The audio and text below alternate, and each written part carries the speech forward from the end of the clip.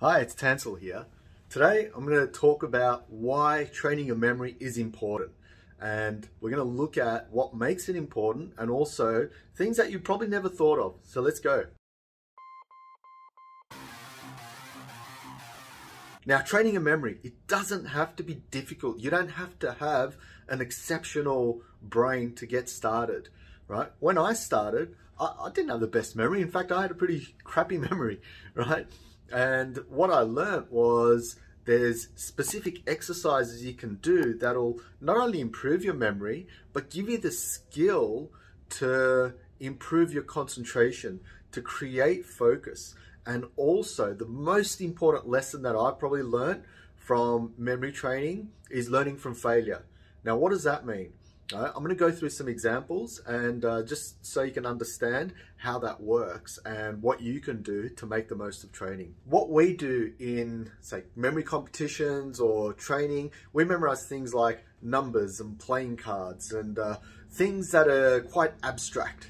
And the reason why we memorize abstract information is that what we need to do is we need to convert that abstract information into images and then encode that into stories, because the brain remembers a lot and is working and functioning a lot better when it engages in stories, right? So that's what we need to be able to do. So what does that look like? Let's take a look at some random numbers. I'm just going to put up 6 digits there, for example. How this works is that when we memorize, we generally memorize in pairs of digits, right? Some people out there have systems for 3 digits, but I'm just going to go through this format.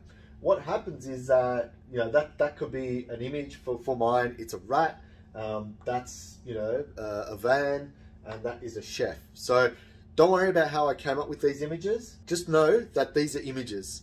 What we're going to do with this is I'm going to use this as an example of training your memory, not to memorize numbers, because the whole idea behind this is so you understand the importance of training. What we essentially do is we connect these numbers together.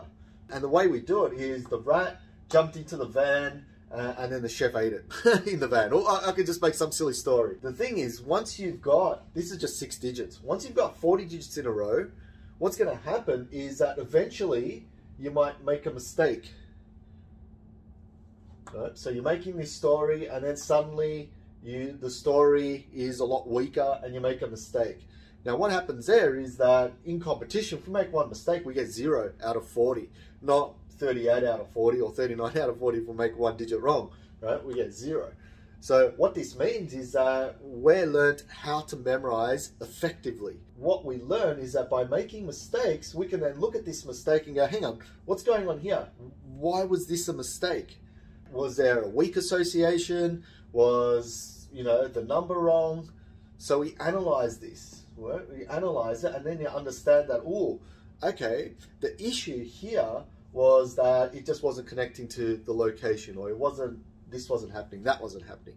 So we analyze it. The next time we go around, memorize numbers or cards or whatever it is, then we're going to make other mistakes. We'll probably fix this one up, but we'll make other mistakes. So really, memory training is about learning from these mistakes and understanding that you can improve your concentration and your effort by fixing the problems that come up. So it's not so much about remembering everything perfectly, it's about what can you do with the mistakes, right? How do you learn from mistakes? So training is great because you're not just going to train with 6, 7, 8 digits, you're going to train with thousands. And this is what I often tell my clients as well. I give them a massive sheet of paper or online and there's thousands of digits on there, and to look at rows of 40 and try and make mistakes in there, because if you make mistakes, you're going to learn from them. You're going to improve on those mistakes. You're going to make newer ones, but eventually the more and more you train, you're going to minimize these mistakes. Now, how does this play out in real life? Because that's what we're going to be able to find out, right?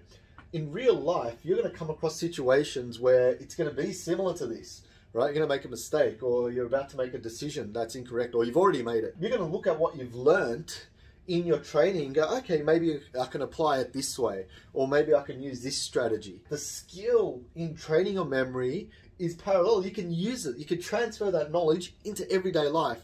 That is what makes it powerful, the knowledge transference. Right? Now, you probably think of, well, Tansel, that's, you know, I don't believe you. Well, go ahead and try it out. Learn some of these techniques, practice, train, and see what kind of results you get. Because I can guarantee you, the more you train, the more similarities you're going to find with what you're doing in everyday life. You know, it doesn't have to be numbers. It could be playing cards. It could be whatever. Whatever is abstract. And what I mean by abstract is, you know, things that aren't essentially images. Right, because this doesn't give us an image straight away. So that's why I have to convert it to an image like a rat and then use that rat in a story type format. So anyway, if you don't know what I'm talking about in terms of memorization, check out my other videos because I explain it better there. But for now, I just wanted to show you how training your memory actually helps you to learn better, to improve your focus, improve your concentration, and reflect a lot better as well because you're managing mistakes. That's what it is. And memory competitions essentially are whoever makes the least mistakes and memorizes the most wins. There is a bit of a dilemma because the faster you memorize, the weaker the story can get. These people that are amazing at it, they can go really quickly making the best associations and best stories. And they've trained so often that they know how to mitigate these risks of making mistakes. In a nutshell, I'll probably make a simpler video about this as well in terms of learning from memory training, but this is a longer view of it. So hopefully you could take something out of it as well. In essence, by training more, by tackling memory exercises, you can minimize those mistakes and transfer that knowledge. So hopefully that helps. If you've got any questions, feel free to comment down below. I'm more than happy to help out, and I'll see you in the next video. Cheers.